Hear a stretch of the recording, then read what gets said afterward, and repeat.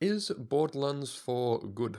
I have just finished my first full playthrough of the game and I have touched each mechanic at least once, so I thought I would give my thoughts on the game as a veteran of the series. Now let me set the tone for this video so you know my history with the Borderlands franchise. I absolutely adore the first two games. The second game in particular is still in my top 5 of all time. I don't hate the pre-sequel, it is pretty good, but I really dislike Borderlands 3. If you agree with my thoughts on the rest of the franchise, then we might align more on Borderlands 4 if you are wondering if you will also enjoy the game. This video will contain some spoilers for Borderlands 4, but nothing too major. But with that out of the way, let's get on with the good and the bad with Borderlands 4. The story and the writing. Let's start with probably the biggest point, the story. I hated the story so much for Borderlands 3. It single-handedly killed my hype for the franchise for so many years. The villains were awful, the jokes were just very brain rot, and everything was more of a joke than anything else. Even really serious moments were usually immediately followed by either a joke about streaming or just party humor.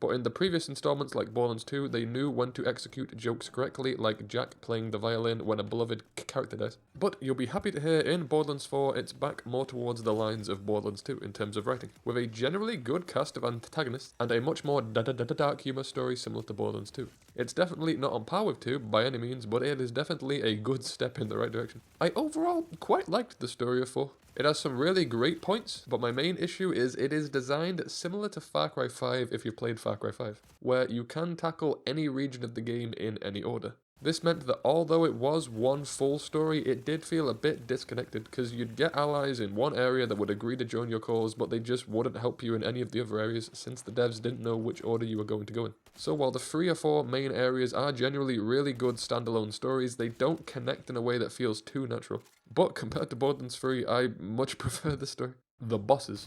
In terms of the bosses, this game absolutely crushes it. A lot of the bosses are fantastic, including my new favourite boss in the whole franchise is all found within this game. They definitely stepped up the hype with the bosses and their arenas. The fights also utilise all the new mechanics that they've added in Borderlands 4 incredibly well.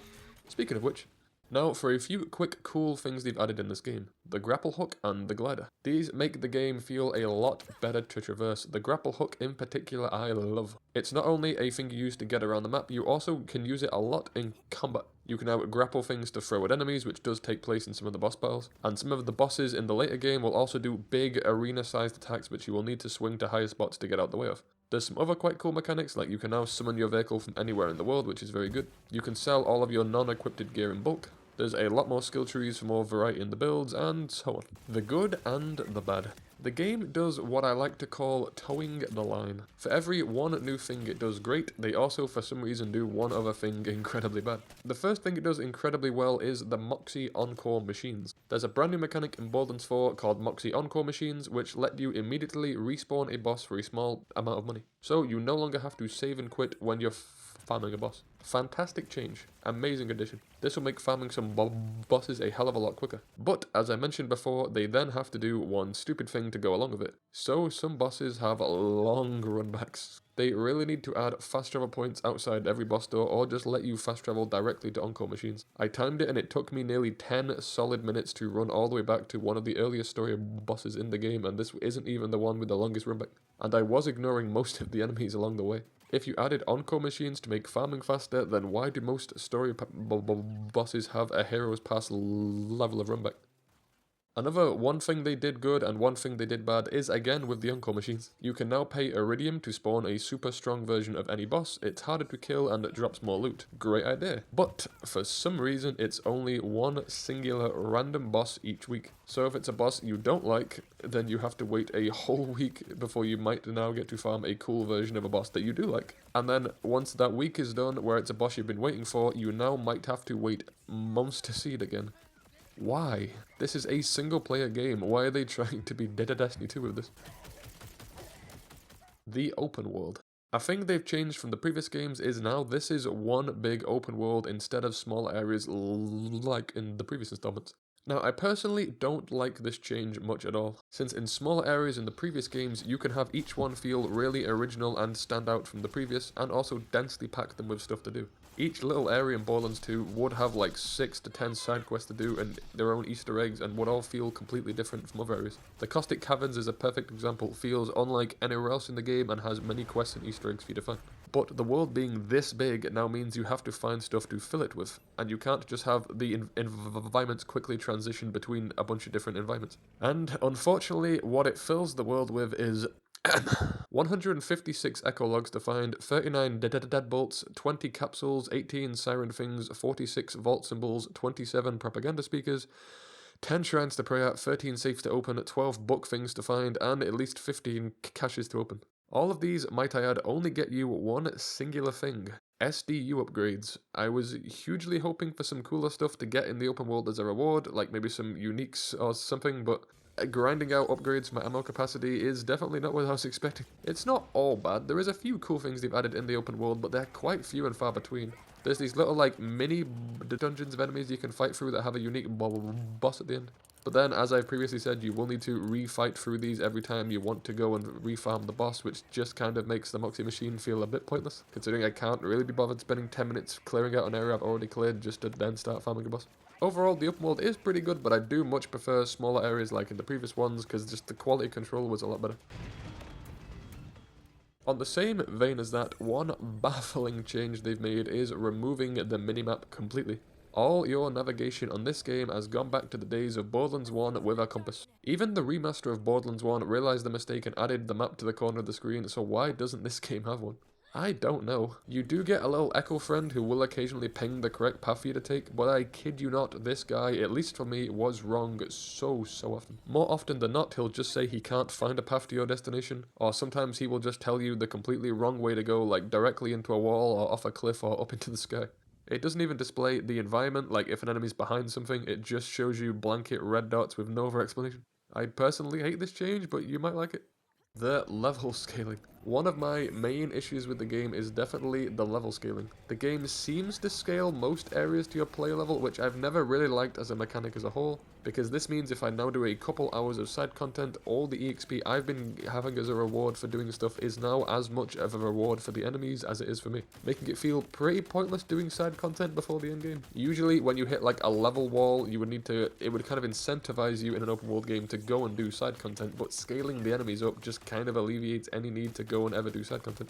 But the weird thing about the scaling for me, and the main reason I have a complaint with it, is some areas it just doesn't seem to work. I've had missions where every enemy for me for the first half of the mission is randomly the same as me, but randomly in one room they will just shoot so high over my play level that it stops displaying the level. And after slowly struggling through a few objectives with the new ridiculously high enemies, it'll randomly just drop back down to my play level. The final area for this I won't show on screen to avoid spoilers, but it was very bad for this for me. All enemies in the hour leading up to the final boss were around 5 to 7 over my play level, but I walked into the last boss arena and the boss was my level. I just don't understand this change, it definitely needs some tuning. This area in the clip on screen right now is legit an area I went through 30 hours ago during the campaign, but now for some reason it's so far over me that enemies all just have exclamation marks instead of levels.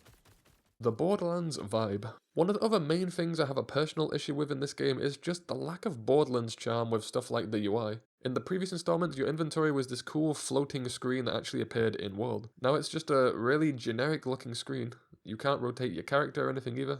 And stuff like your inventory is now such an eyesore. In 2, everything was neatly separated, but in this one it's just an absolute wall of guns. You can add a filter, but it immediately removes that filter when you switch to a different page, which is incredibly annoying because your equipped guns page and your backpack are for whatever reason now 2 different pages rather than being all on one page like in previous games. So you'll add a filter to find the gun you want, switch back to your inventory, go back, and then the filter's gone, and all the guns are back scattered in a random order again. The title screen's also just super uninspired. I miss the days of 2 and the pre-sequel where you'd get this beautiful title screen that kind of showed you little snippets of the whole world and you could like rotate the camera and it was really pretty. But now it's just your character stood in an idle animation, you can't even spin the camera. The Endgame. The post-game just really annoys me. It sucks in my opinion. There's a new mechanic called Ultimate Vault Hunter levels, which works similar to Mayhem but are extremely boring and grindy to unlock. Basically, the way you unlock them is just by replaying random sections of the campaign but harder. All they do when you do unlock them is just make the game permanently harder and give you better loot. This makes just no sense to me. I feel like most people play the game in the post-game to farm for rare loot. It's literally what popularized the series. There are still whole channels dedicated just to hunting for oranges. So why is my reward for getting to the endgame just making rare guns more common and the ability to just randomly replay random sections of the campaign? So I am now completely stuck. I either play without the mode turned on, so the guns stay rare, but this means I cannot progress any of the post-game content since you only level up your ultimate rank if you play with it turned on. Or I play with it turned on to progress towards the platinum trophy, but now I can't farm anything because everything's dropping their legendaries on the first or second try. The other mechanics unlocked in the post-game also suck for the reasons I've already brought up. They've added the cool new Moxie machines where you can now summon a super powered version of bosses, but it's only for one random boss each week, so you can't even farm for the stuff you want. There also aren't invincibles and pearlescence in the game as of recording this. They've said these will be added in a completely free update, I think in the first or second quarter of next year, but just, stuff like that just makes me feel like this game needed a few more months in the oven, and I feel like they just released it early to get it out before Christmas. It definitely just needed a bit more time to iron out all the kinks. The legendaries. The final mechanic I want to discuss so this video doesn't go on for too long is the legendaries. These are a mixed bag. They've made them a bit more rare again, which is great, but I feel like half the ones I've had have just been terrible, like worse than the greens in the game. They're all really, really unique, which is great. Even the bad ones shoot in some kind of really unique or cool way. But some of them were just putting me in fight for your life more often than they were actually taking out the enemies. But I have had a small handful which are extremely good. But at the end of the day, I'm just glad if you don't play with ultimate ranks on again, they're at least rare again so you can farm. And lastly, bugs. It's got them. These do vary from player to player, but I got quite a lot. Not too many ones that actually broke the game, but there's definitely some really annoying ones right now. My inventory occasionally stopped working and showing me any of my loot. I've had the gun animations just completely break from time to time.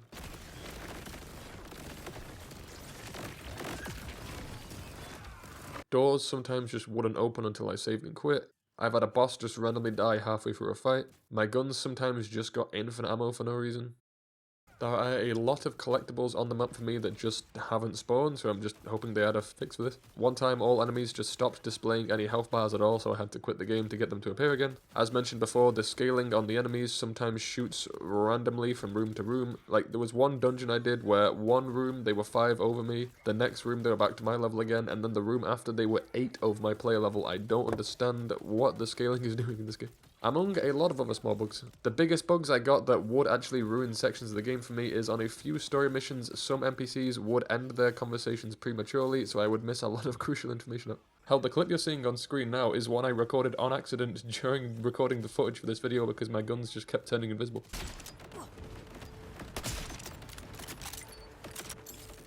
The final verdict. Overall, I know I've critiqued it a lot, but I like Borderlands 4. For me, it's right down the middle. I like it a hell of a lot more than 3 and a little bit more than the pre-sequel, but definitely not on par with 2 and 1. So it's right in that sweet spot right in the center, which compared to the past just decade of trash we've been getting from Borderlands 3 to new tales from the Borderlands to the Borderlands film, I will gladly take this. If it wasn't for the post-game just being really meh, I would give this a higher score. But overall, I'm comfortable giving it a nice 7 out of 10. With a few big patches to tweak some of the awful changes, like giving us an FOV slider on console, giving us the minimap back, fixing all the bugs, adding fast travel points to all the bosses, you could definitely bump this to an 8. Whew, but that will about wrap it up for this video. I will be making more videos on Borderlands 4 in the future. As I said, I do quite enjoy it. A lot of you probably haven't seen them, but I did, about a decade ago, used to make Borderlands 2 tutorials, where to get some of the oranges, how to get infinite ammo and stuff like that. So I think I will be doing a few of those for Borderlands 4 because I do quite like the game. So in a couple of weeks I will likely be starting to do where to get a load of the oranges in Borderlands 4 that I think are good. So if you guys want to see more Borderlands 4 content, stay tuned to the channel. Thank you for watching.